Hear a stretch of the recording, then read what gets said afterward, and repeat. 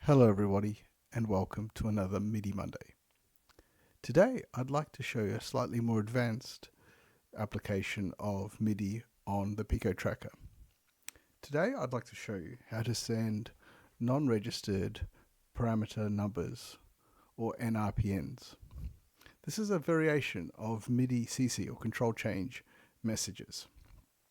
Now the reason we might want to do this is, for instance, with the MIDI guy, which we used in a previous segment, we can see that in its MIDI implementation, it accepts a wide range of NRPNs to control some very interesting parameters of the module, including things like master volume, equalizer, MIDI reverb send and chorus send, and so forth. These are all done via NRPNs, which are documented here. And the NRPNs are marked as here on the documentation as 37 hex for the high or most significant byte, 7 for the low in hex, and then the value of the parameter that we're sending. So having noted that down, how do we do this with our picoTracker? Well, I have a demonstration project here. So let's start with just listening to what the default sounds like. I've just got a single chain with a phrase here, which just plays a few notes on MIDI instrument 1, which is channel 1, program 0, which happens to be in general MIDI just the piano. Let's have a listen. As you can hear, there's a significant amount of reverb that's set by default with this module. Now, what if we didn't want so much or wanted more? Well, let's have a look at how we can do that. And what I've done here is I've created a 0F chain with a couple of phrases. Let's go to the top one. And here in this top phrase, in this phrase 0F, what you can see is at the top, I have 3 MCC commands. And as the on-screen help shows you, these are MIDI CC commands. Now, you might already notice that these MIDI CC commands match what we looked at in the documentation before. So MIDI CC 63 or 99 decimal is sending the value 37. The 62 or 98 is sending 15. And then we're sending a low value of 0E for MIDI CC 06, hex or decimal, it's still 6, which is the data value, the value for this particular parameter.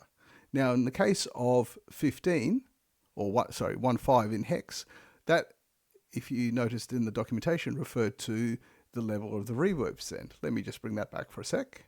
You can see that here, that under the setting that says MIDI reverb, it says right here, maybe I can highlight it for us. There you go, 3715 hex, general MIDI reverb send. So keeping that in mind, you can see how we are sending this NRPN to the MIDI module using the three CC commands, the high byte, the low byte, and then the data byte or the data value. So let's have a listen again to the same 3 notes, but now we're setting the reverb value to a very low value, 0E, so almost off.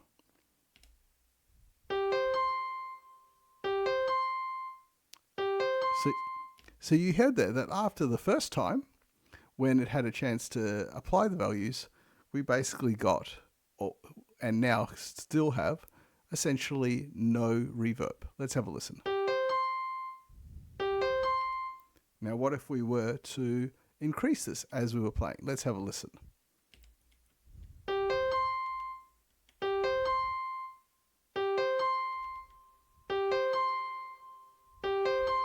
Let's keep going all the way up.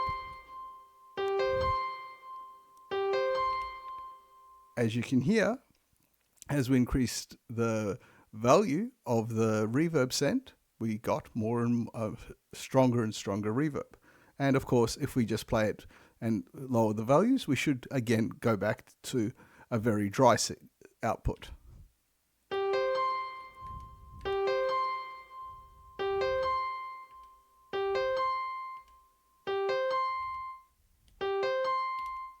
There you go, back to a very dry output.